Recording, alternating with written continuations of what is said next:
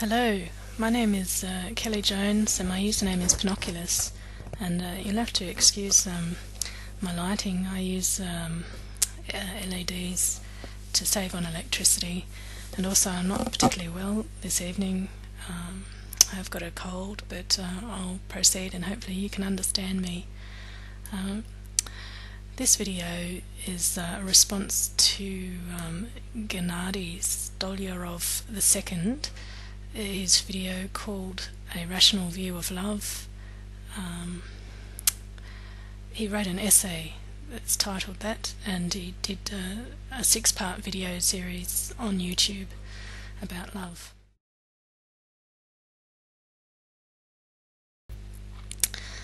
Now, Super Fin Guy recommended I listen to what I have to say is a naive view of love by Gennady.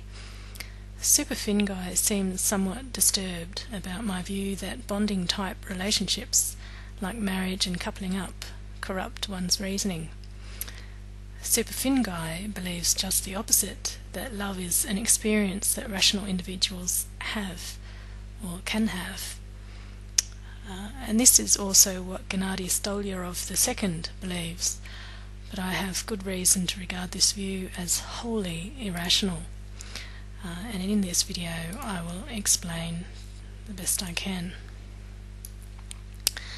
Now, on the whole, I applaud Gennady for applying his mind to understand love, which is something that many people shy away from. Nevertheless, I think he can do much better.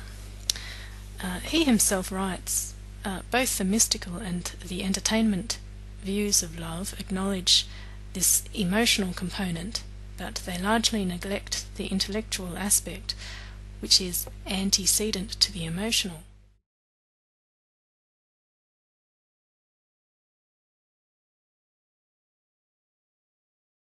I think that's a very important point he makes there, but I don't think he really plumbs the ramifications of it. That is, specific types of thought create emotion, and Gennady should see, in principle at least, that should those specific types of thoughts cease, then emotion also ceases.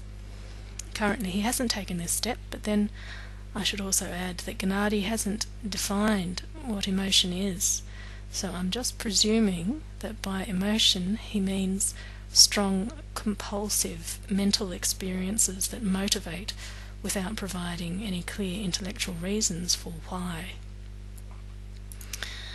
He defines love as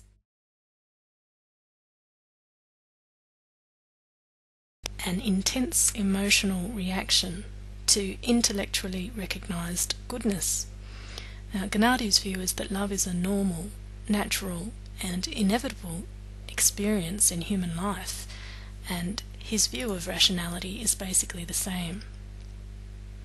That is, his worldview stems from a very common fundamental belief, even if his expressions show thought that is more refined and not common.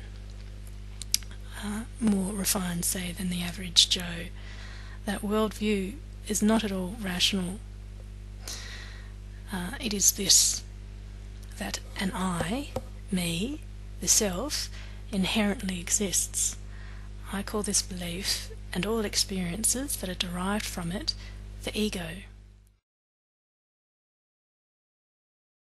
This is a very important point, because the ego drums up precisely those specific types of thought that create emotion. The ego is the belief that generates desire, need, feelings of lacking or of power, and hence all emotion. The ego is irrational because it is not true. By not true, I mean it is not logical. It is saying what is not.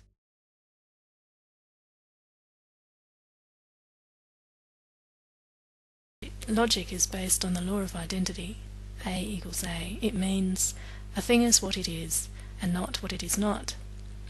For instance, a finite thing is logically not a not finite thing. A thing that is bounded is not a thing without boundaries.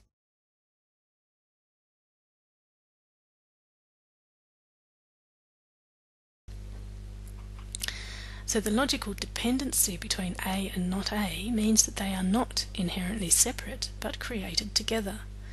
Similarly, self and not self arise together. So the ego worldview regards the environment, not self, to be somehow intrinsically separate from the self, and so it regards the self as capable of loss, diminishment, of being threatened and menaced, or enhanced, empowered, fulfilled, and satisfied.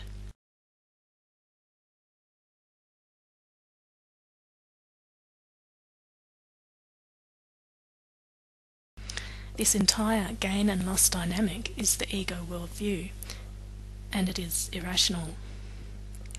Gennady's views on love come from the ego worldview. He writes about relationships and different kinds of love, ethics of this behaviour and that behaviour, and the virtue cultivated by this behaviour or not cultivated by that, but he doesn't once examine what it is that is relating. He doesn't once analyse the self. He just assumes that the vicissitudes of life can diminish a person's well-being, and that it is ethical not to deliberately impact on the life of another to cause them to suffer.